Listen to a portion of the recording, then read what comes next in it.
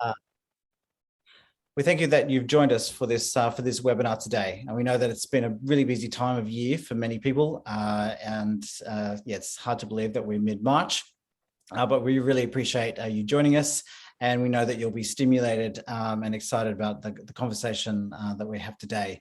Today, I'm joined by somebody who's all the way around the other side of the world, Rachel Rose Nelson, who's the Executive Director of the Freedom Business Alliance. Welcome, Rachel. Hi, Stephen. Good to see you. Welcome. Good to be here on a Thursday afternoon and Wednesday evening for you from Portland, Oregon. So thank you so much for joining us. As we begin, we'd like to just acknowledge the traditional custodians of the land in which we're living. And so in the spirit of reconciliation, Unchained does stand with those who are among us, who are part of the Indigenous or Torres Strait Islander Aboriginal communities. And we pay our respects to them, to their elders past, present and emerging. We recognise that we're standing on land which, yeah, in many ways they've been robbed of, and we know that it's a privilege to stand on this land. Today, I'm speaking from Gadigal country, upon which parts of Sydney is based, but we know that many others are logging in from other parts of this country, and so we pay our respects today.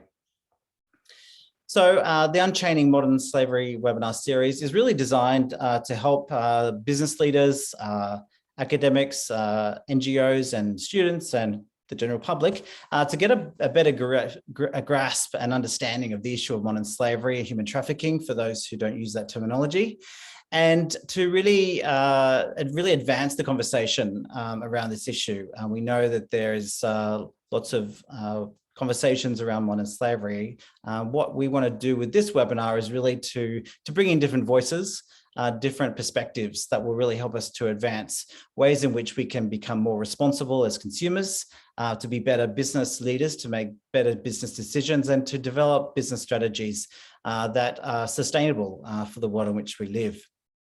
So I'm joined today and very thankful to be joined by Rachel Rose Nelson. Yeah, Rachel, in terms of heading up the Freedom Business Alliance, this is a global movement of social enterprises, freedom businesses that are operating in many parts of our world, and it's a growing movement. And Rachel will explain a little bit better, a bit more about what the FBA does and ways in which we can connect in and support this movement of companies that are working with survivors of human trafficking, modern slavery, and those who are also at risk of different types of exploitation, work exploitation, and some of the great examples and work that they're doing. So yeah, welcome, Rachel. It's great for you to be here. I'd like you to sort of introduce yourself a little bit better than I have in terms of actually just maybe sharing your story. What is your story, and how did you come into the role that you have as Executive Director of the Freedom Business Alliance? What is your touch point with this issue of modern slavery, human trafficking? Sure. I'm really glad to be here. My touch point, my story, it might be good first to even just start with what is freedom business, to know my story intersects with that, but to have some frame of reference. A lot of people don't know what a freedom business is. And freedom businesses exist to create employment opportunities for survivors and those at risk of human trafficking. And we know that over 80% of those who are rescued out of modern slavery and human trafficking end up sadly being re-trafficked if they don't have safe employment once they've been rescued. So it's a huge problem. The global crisis of modern day slavery is huge, but also this re-trafficking is a big problem. So job creation is very much needed. And in terms of my story, I think I just first started becoming aware of the issue. I had been invited to speak to a group of single mothers in Haiti who had resorted to what we refer to as survival prostitution in order to feed themselves and their families. So they were in a very vulnerable position They had just been taught to sew as part of a vocational training program. And I had put together a business curriculum for women, and I was invited to come speak to them about this. And I just connected with them. I was a single mom at the time. And I realized, oh my goodness, this teaching that I've done, that I've given to women in similar situations, circumstances as my own in the United States, is a matter of life and death for these women. And I just decided after that trip that I would never go back to business as usual. And I realized, okay, this is a situation that is being faced by many women. It looks different all over the world. But the root cause is very much the same, and that is vulnerability, most often economic vulnerability. And so I just started becoming aware for the first time of this kind of aspect of human trafficking and how it was being manifested all over the world in this global crisis. So continued working with women in Haiti, and eventually linked up with Freedom Business Alliance in around 2018, and stepped into this role at the end of 2019. So been in the role for just a little over 2 years. Wow. Okay. Well, that's a pretty complex and difficult entry into this situation, given many crises really that a country like Haiti experiences. And so the perpetual vulnerability of the nation as a whole, and then the groups of people within it, and this whole concept of sort of survival prostitution is an interesting one. And I think it plays into some of the debates, I think, that is out there around, well, is all, sex work or prostitution exploitation? To what extent is it, that people are autonomous workers?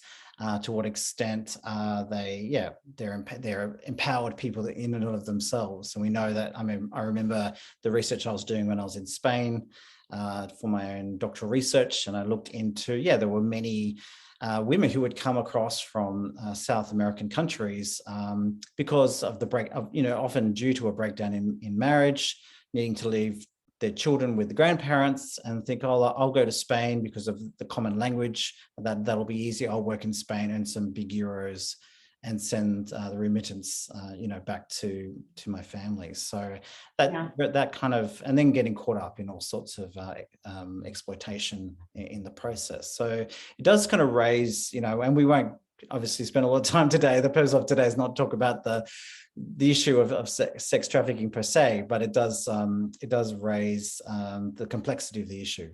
That it's not It does. I think it's, a lot of people have different ideas and conceptions of what that is and what level choice plays into that. Yeah. And a lot of times it's this spectrum of exploitation that starts off as a certain kind of promise, right, of money and gifts or what have you, depending on the circumstances and the situation. And then ends up being a situation that is more and more inescapable by someone. And so, and again, looks different all over the place. And it's hard to make generalizations about any of that full spectrum of what sex trafficking looks like. Okay, right. So tell me, then from there to then the Freedom Business Alliance, what attracted you about the Freedom Business Alliance?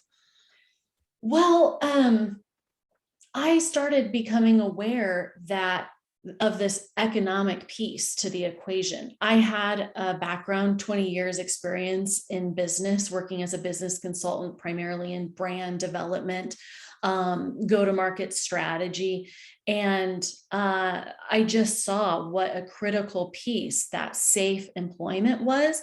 And it intersected with my skills and abilities in business and drew me forward. And then realizing that, oh my goodness, there's this whole alliance of people that are thinking about the same thing. They're feeling called to the same type of work. And it just opened my eyes to the fact that this is an entire global movement.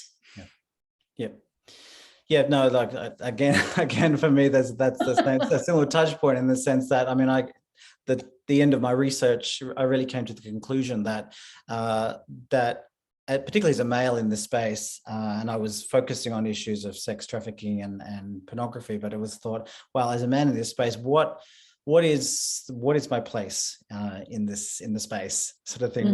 Where can I actually make the most impact? And I didn't have a background in business, but I had a lot of transferable skills, and I suppose the capacity and the ability to practice what I was preaching, really, and what I was actually wanting other men to do, and that is to actually use whatever skills and resources that they had to actually do something in the economic sort of space to actually create jobs, or to create businesses that would actually have an impact. And for me especially, is to move from looking at the issues on the ground to looking at some of the systemic issues, and looking at, well, what's going on in government and at the corporate level to address this issue. So that's right. And it's really going to take men and women in partnership at all levels in order to turn the tide against this thing. Sure, absolutely. Okay, great. Well, so just then, in terms of the Freedom Business Alliance, I mean, how, I suppose, what does a freedom business look like? What does what does it look like? These businesses, there's thousands of books on how to run a business. There's not a single book on how to run a freedom business. And so we have there's 100 businesses or so in our global network. And I like to say they're all running field experiments, figuring out what are the support structures needed to equate to success for a survivor, because we really have found that it is not enough just to make a job available. Because of the trauma they experienced in what was their workplace prior, it really leads them to have unique struggles when dealing with figures of authority, peers. They have increased health risks. And so they often are, lacking education or job training that made them vulnerable in the first place to the ploys of traffickers. That didn't go away when they were trafficked. It only was now added to this trauma that they have experienced. So what it typically looks like to run a freedom business is to run a for-profit business and a nonprofit organization simultaneously. It's a very challenging call, and to try to understand which operations and expenses belong in which bucket and how you're going to get funding to cover. Essentially, we used to call it human resources on steroids. Now we have done the Freedom Business Code of Excellence and come up with a nicer sounding term called the Healing Centered Workplace.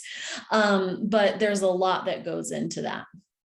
Sure. So in terms of then some of the touch points and tensions, I mean, you've mentioned some. I thought of another one, particularly for people who are, I suppose, fresh out from a point of exploitation. It could just be even keeping regular hours, being able to getting up in the morning and eat and have a structured day, or all those kinds of things that people might just take for granted, but that could just be an added thing, an added dynamic into it. That is exactly right. We refer to that as soft skills. It's all the things, just like you said, that we tend to take for granted, make a good employee.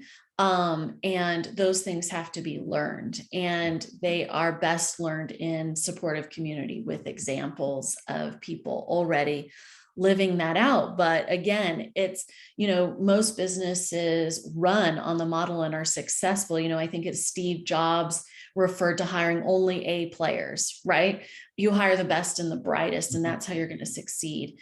But freedom businesses are hiring people with this extra set of challenges that a lot of people do take for granted.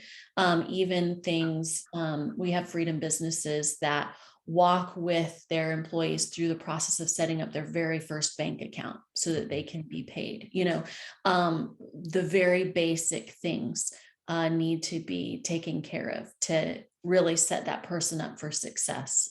Yeah, so you kind of need to be social worker / business owner, really. I mean, in many ways. So that's right. Yeah. That's right. Yeah. So I suppose then, how can what kind of support is there for owners and founders in this space? Is that what kind of support? Well, that's what we like to think of ourselves, Freedom Business Alliance, as that source of support.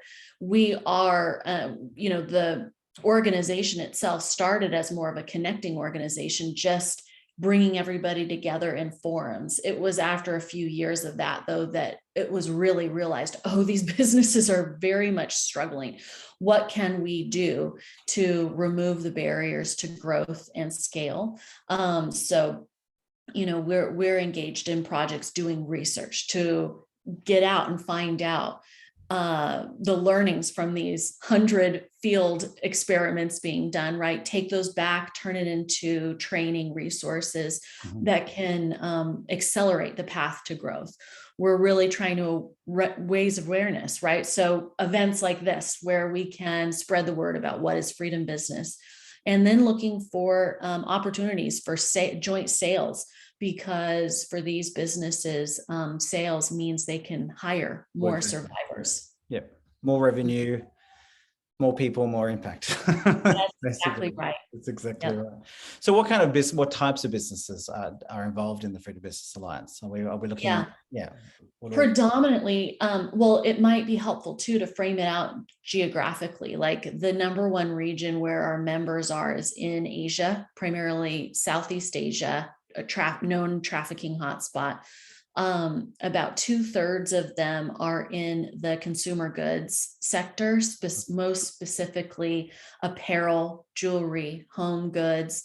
What we found are there's some good things and bad things about that particular sector. It's low barrier to entry in terms of a skill perspective, which is a really good fit for some survivor demographics. But really high bar to be successful and become a known brand in fashion, home goods, and that. So that's something we're really working on. But we have other freedom businesses in food and beverage, hospitality, agriculture, technology, back office services. So they run the gamut. Yeah. Wow. Yeah. Well, that's good. Obviously, that obviously just raises, the tension, the dynamic around, you've got people who aren't necessarily skilled. So how can we upskill them? And it's not just about, well, here's a job and here's the skills, so off you go, but it's also about, there's got to be some level of empathy and understanding about, well, what would this person like to do? It's also, it's not just, well, here's a job and here's a skill, right, and this is the company you're working for. It's more like, well, what are your dreams? Like, how do you tap into, what are your dreams and your aspirations, and what is your skill set? And if you could just do anything, what would you want to do? And how can we plug you into that? So that's, to me, that's, yeah, in one sense, you've got the aspirations of founders who are coming with dreams and aspirations and resources and skills and, sometimes lofty dreams, big, hairy monster dreams to do something significant. And then you have they're trying to connect with people who may be on the one hand, indifferent to that, whose aspirations may be who may be different to that as well. Well, I actually just want to be able to live. I just want to feed my family and send my children to school and have my little place to live. I'm not looking for some big career, which they may even not have a perception of that anyway. We don't, I don't know. So obviously there's lots of the dynamic here of, perception, of projections, of dreams and aspirations and skills. And it is, I hear from freedom business leaders that it actually takes some time for the people who they are employing to dream again. Like, it takes a while to kind of give yourself permission to dream. And you're exactly right. I think oftentimes when I introduce the idea of freedom business, people think of microfinance and micro entrepreneurs, but oftentimes survivors aren't looking to start a business. Like, it's almost traumatic to start a business and be on that journey. Tell me about it. And they are looking for that regular steady job that will give them the money that they need to support themselves and their families. But they are looking for those professional skills. And of course, it looks different everywhere. So where you might be working with a group of survivors that is illiterate, they are going to have different expectations and a different idea of what their career path might look like. And they are on a unique journey to someone, say, in the Philippines, who has a certain level of education and aspires to that business, often business in Cebu that is doing back office work, photo editing work. And the survivors there feel great that they are learning marketable skills. Sure. So I suppose how does the connection work? How does someone become an employee of a freedom business? How does that work? Is that through social workers or an NGO or in partnership? Yes, most typically it would be in partnership with either a rescue or a restoration organization. So there are organizations out there rescuing people from trafficking. Oftentimes those people, once they're rescued, they'll work with another organization for their restoration, emotional healing, counseling, right? But after a certain time, they aren't going to stay there forever. They do need employment. And oftentimes there's that partnership with a freedom business. But freedom business is the new kid on the block, so to speak. They've recognized finally that, oh, we have to address the economic roots of this problem. So we really are, I would say, the underfunded new piece to the equation. And we really want to see a freedom business located everywhere there's a rescue restoration operation. Sure. Because you're right. I mean, we do need, there needs to be a long-term pathway for people. We can't offer real hope to make a difference if we just rescue them, for want of a better word, out of a situation and then sort of plant them somewhere. Without actually, considering the long term, and that's part of the dynamic that I can see. That is, it's a long-term venture. It's of a mutual partnership, and it's not as though it's just one person helping the other. It's mutual. It's actually those who are perhaps more vulnerable they're actually assisting the business owner or the team. That's right. Well, so. And just building that kind of, as you say, that the culture of that, the rhythm of that, those dynamics, that all takes time. There's lots of things to consider and work out. It absolutely does. I mean, the rescue part it makes a great story, right? We went in, we rescued all of these victims of human trafficking, but it's the day in, day out journey toward true holistic freedom that takes time. It's not as sensational, but it is the thing that leads to that freedom being sustained. Sure. I suppose then let's move then to thinking about the businesses themselves and some of the tensions, not necessarily the internal tensions, but what are some of the tensions when outward facing tensions in the market for them, or what's it like for them to be sort of client facing or customer facing or market facing? Some of the things there. You touched on the need, particularly in some of those areas around fashion where there's a huge competition to produce products that will compete on the market of big brands, for example. What are some of the tensions that these freedom businesses has as they look outward? Yeah, well, you named it right there. They are competing with very big brands on the one hand, and on the other hand, they're competing with, like Amazon, right? So not the brand, but the ability to deliver things fast, cheap. And so that creates a lot of pressure and the need to really find your unique value proposition really in the marketplace and be found, which is incredibly difficult. And especially even now, it's starting to become more crowded with social enterprises that are having these similar stories of creating impact. And so it's really important for freedom business brands to connect with people who really feel that resonance with the cause of ending human trafficking. I think fair trade has done an excellent job. People that resonate with that will seek those products out. Mhm. Same with organic, right? People will seek that out. And we really want to see the similar dynamics start taking place for freedom businesses. Yeah. I mean, to what extent, and that was leading to my next question, to what extent then does a freedom business then need to be seen to be sustainable or responsible and tick all the SDG kind of boxes around how products are sourced and are they ethically made and around raw materials? And I mean, is that a tension as well in the dynamic for a freedom? Oh, I think so. I mean, we have many members who either have looked into or pursuing or have attained World Fair Trade Organization, status. And because they want to be recognized for that.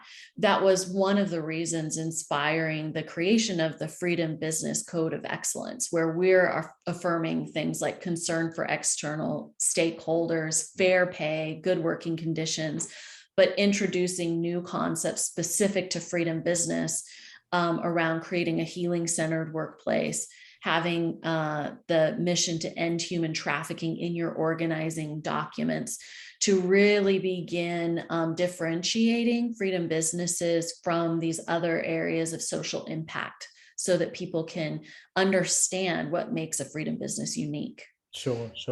I suppose for me, like on the one hand, you want to differentiate to be a freedom business, but then you don't want to be too different in the sense of being necessarily treated in a way that is not kind of profitable for you as well, if you know what I mean. I mean, oh yeah, I mean there are some markets where that is not going to take you very far. Like we have one freedom business that makes, right, and their target market is a certain demographic of sportsmen. He is the founder of that business, is very committed to the mission of ending human trafficking, but his target market doesn't care. So he doesn't lead with that, right? Sure, yeah. And so, yeah, you're right. It's not always going to resonate. Sure. So in terms of then, I mean, there's freedom businesses that would say be like a cafe or a bakery or something that's servicing a local town or a city. So that's their market. There's freedom businesses that are more producing products to get to market and reach Western markets. And then you've got others that are more service oriented that are competing with, I suppose, the offshore operation sector, which I think is great. It's great to know that if I do ever consider, outsourcing externally because labor is too expensive where I live, for example, that there are businesses out there that we could turn to that also believe in, supporting those who are at risk and paying them a fair wage and being profitable in the process. So it's one of the, every other day I get, offered, to outsource something somewhere in the world. So I suppose, it's one thing then to be situated in a city, servicing that city with your business. But if you are producing products and you have to compete with the Amazons of the world, how do they go about this? How do they get their products to market?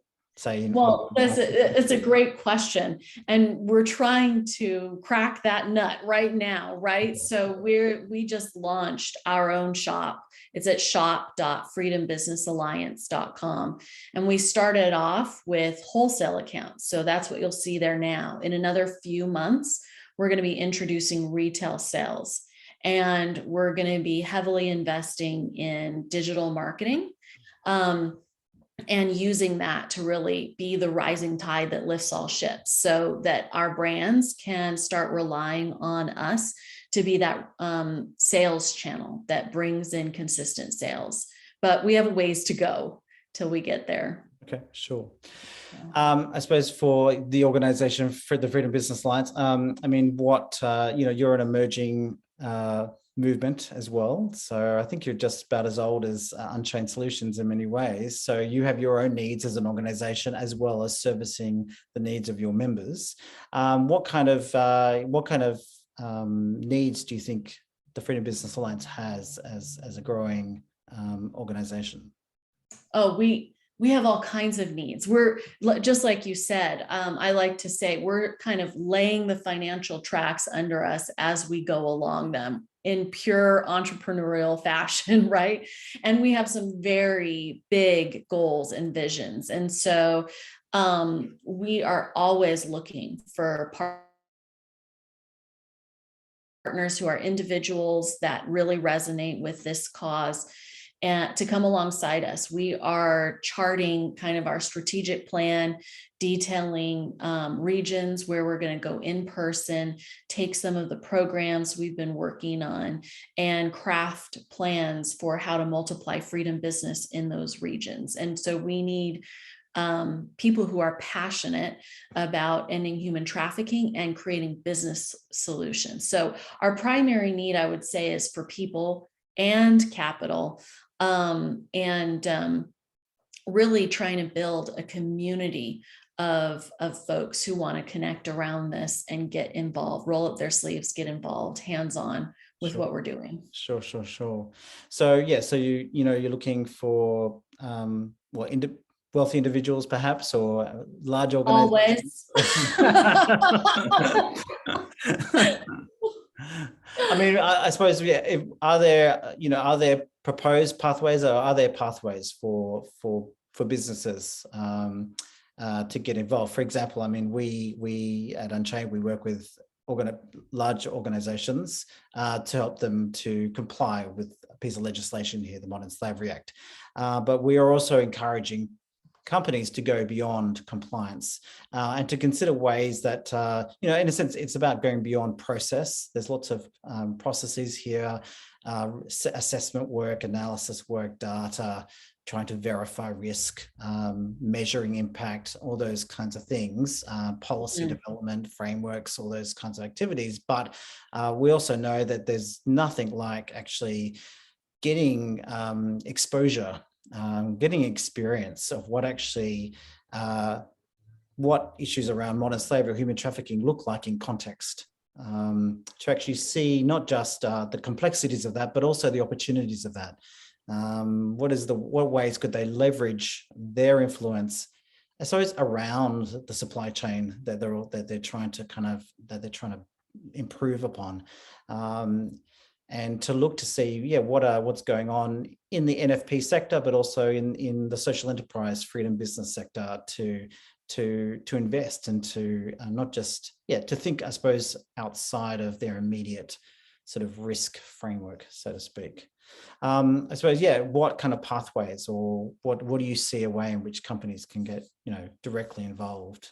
We are just now launching a corporate partner program where we really want to work with corporations. We are Freedom Business Alliance, so we really want to widen beyond the startups into the realm of these larger businesses and corporations that we know have incredible job opportunities open, and can really look at the power of their corporate spending as well. So, I think it's such a great opportunity for corporations to be able to raise their brand profile, raise the engagement and retention of their employees by rallying around a cause that they can support at the corporate level through their corporate purchases.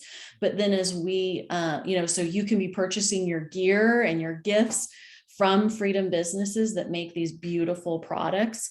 Some may make products or offer services that you can look at your corporate spend and redirect in their direction, which would make incredible impact.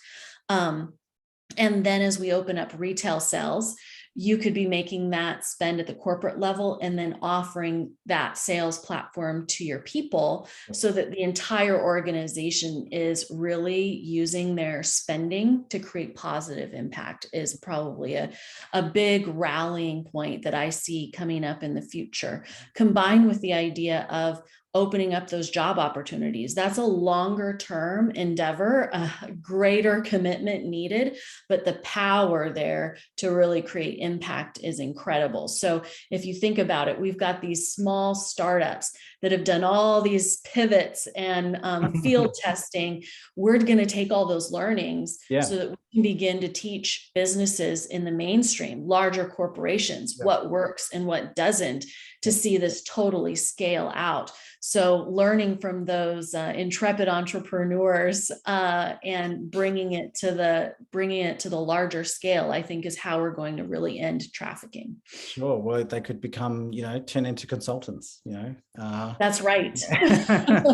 And go into, I don't know, go into Wall Street or go into, the areas of big business and provide pathways, have a CSR program where, there's great integration of those who are, less, I suppose, underserved people groups who are more at risk, more vulnerable to exploitation, and who are also exploited. I mean, of course, there are lots of tensions around that and ways that we need to protect people in that process. I can imagine, I don't know if it's true, but one of the tensions of being a freedom business, and you can correct me if I'm wrong, would there be any touch points around sort of like a ethical tourism kind of dynamic where you become known because these people are working with people who have come out of slavery, and sort of this Google-eyed kind of dynamic. Does that happen? Or I think, I know of some of our freedom businesses that regularly bring in visitors. It's been positive for them because the visitors buy their products. Right. So, it's like, it's helping to raise awareness of the issue and bring visibility to the work that's being done and make it more real. But yes, you're right. It's like, you don't necessarily want to just be on display all the time. And there are definite things to be sensitive and cognizant of that are unique to freedom business. Sure. That isn't the same as like taking a tour at the chocolate factory, right? So it could turn into that.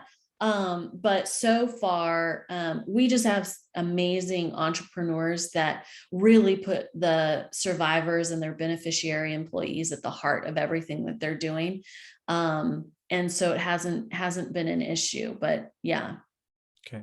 In terms of just the corporate response, I mean, is there scope for sort of pro bono kind of work from those who are in business to offer services, gratis, free to, and around, I don't know, business planning, business restructuring, marketing, sales, bookkeeping, financial support, forecasting, all those kinds of dynamics. Obviously, going in with an understanding that they need to understand the dynamics of what goes on. That's right. Yeah, no, we have worked with corporations to, they've organized trips to do that kind of tourism like you're talking about, but not so much tourism, really hosting training events, doing one-on-one consultations. And it's a very transformative experience for both the freedom businesses that benefit from that pro bono consultation, but also the business people themselves really seeing what a transformational business can do to make impact on very vulnerable people's lives, and just the struggles that they're up against, right, is very eye-opening. And so it's a very powerful way for businesses to engage. Yeah, cool. All right, well, here's the fun question, which I know you'll find easy to answer. If someone was to give you $10 million, how would you spend it? Not personally. Not personally. Not personally. Okay. So to be honest, I mean, I think the first thing is to have an in-depth conversation with that person, because it's really important to match the plan to the person's vision and desires for what they want to see happen with that money, that plays off of their unique strengths.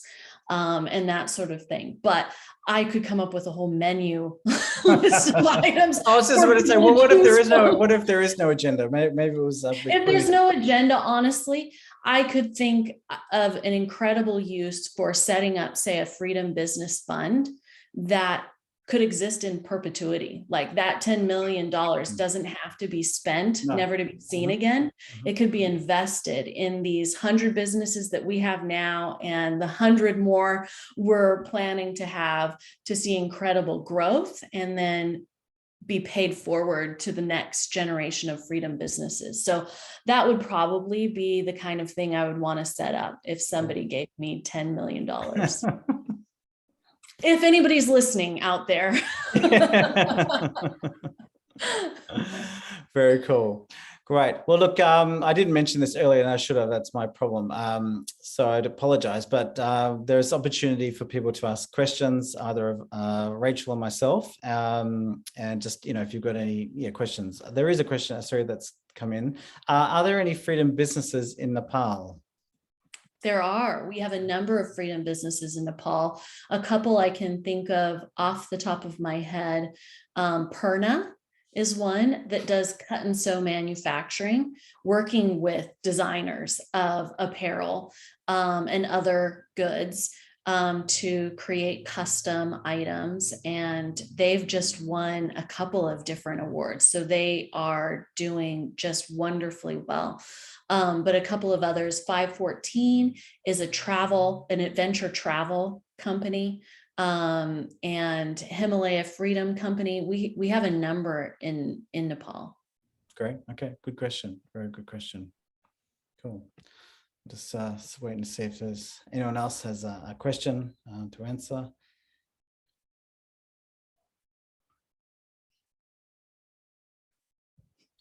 I suppose the question, is, what, I'm just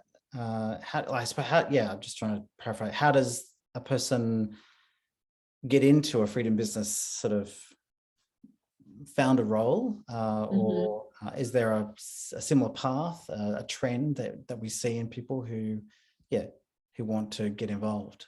Yeah, I would say right now there have been two common themes. One is people who have worked in the anti-trafficking space and recognize that dynamic of people getting re-trafficked absent employment and say somebody's got to do something. And they start a business with maybe very little business background, but just the heart's cry to address this issue. And then we're seeing more and more, though, people who have a business background and decide they are going to use their business skills for making impact in people's lives, and they're passionate about ending trafficking. And so both of those paths, I would say, are common at this point.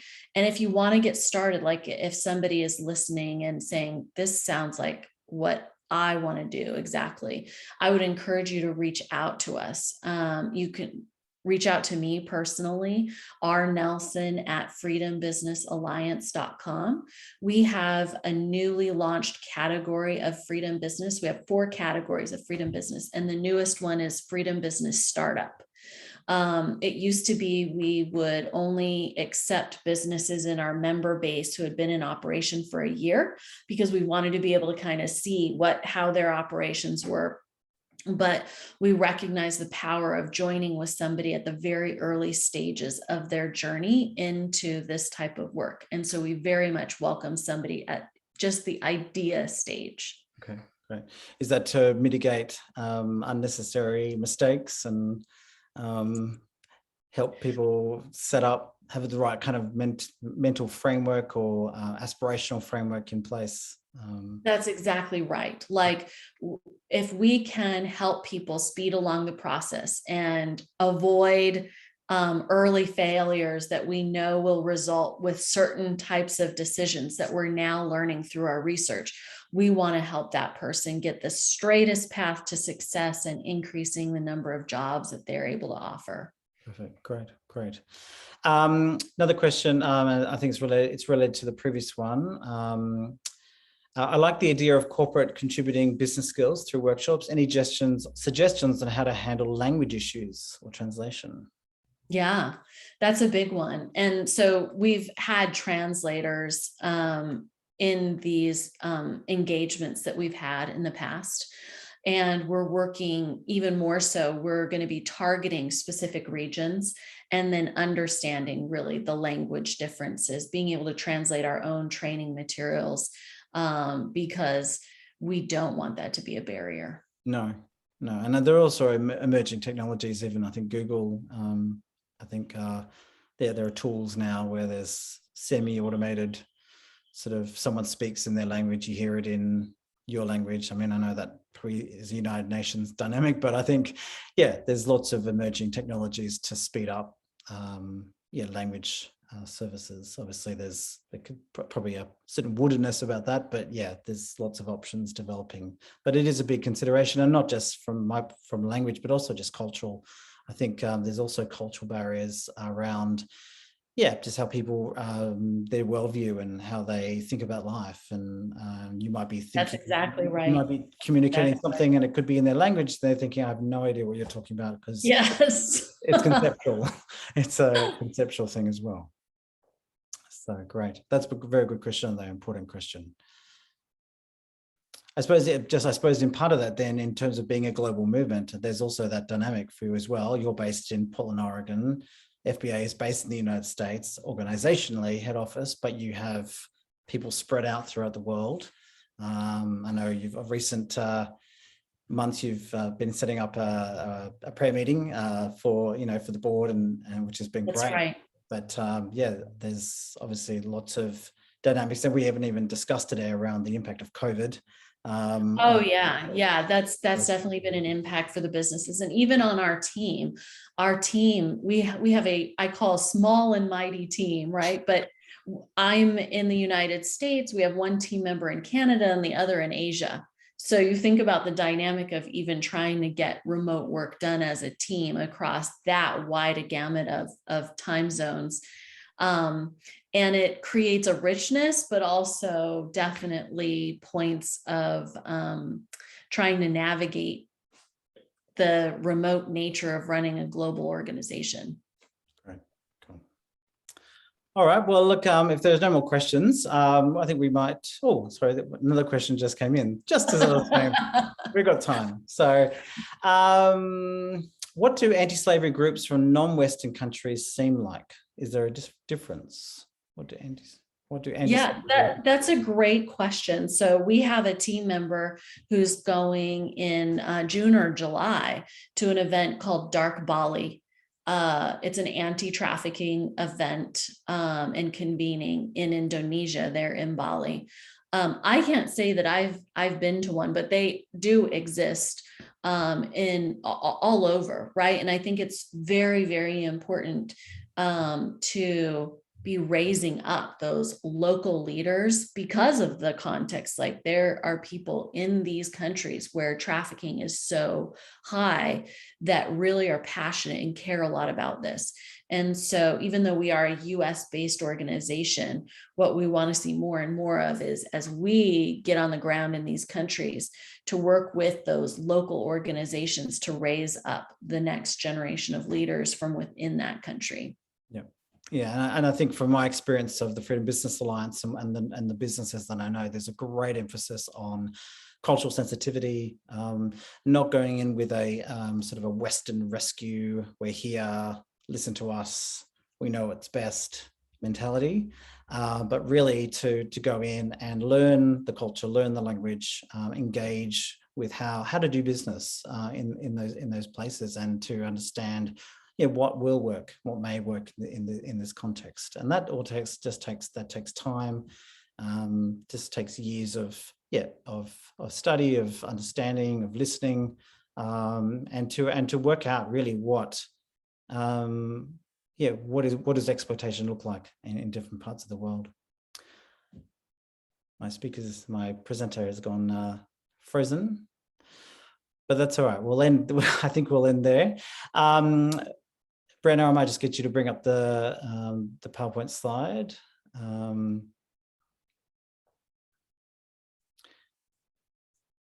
Yes, I can do that myself.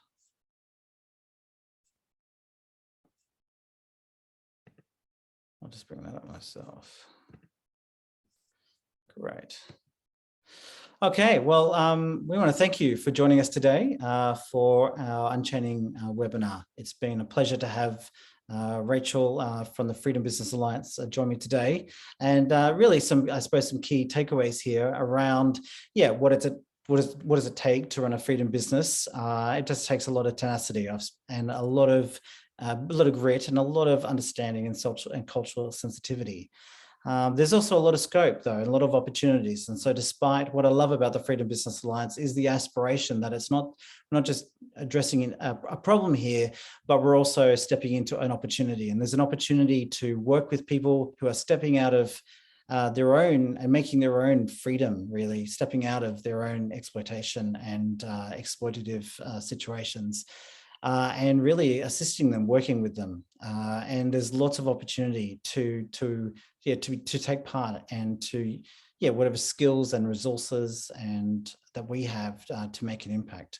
So I think that's probably the big takeaway from the space is that modern slavery, human trafficking, worker exploitation. These are deep, dark topics, and there's lots of levels of complexity.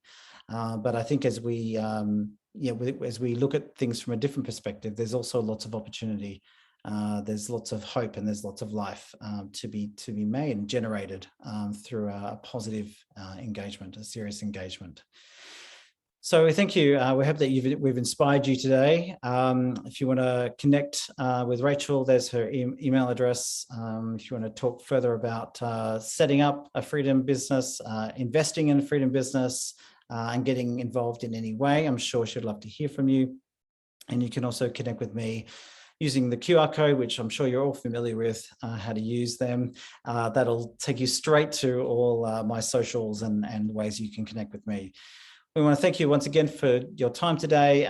We wish you well, and we hope that you have been inspired to make your own impact in this space. So thank you for joining us. Have a good day. Oh, there you are, Rachel. Thank you. Thank you, Rachel. You went blank for a while. So we thought we'd wrap it up. But thank you for joining us.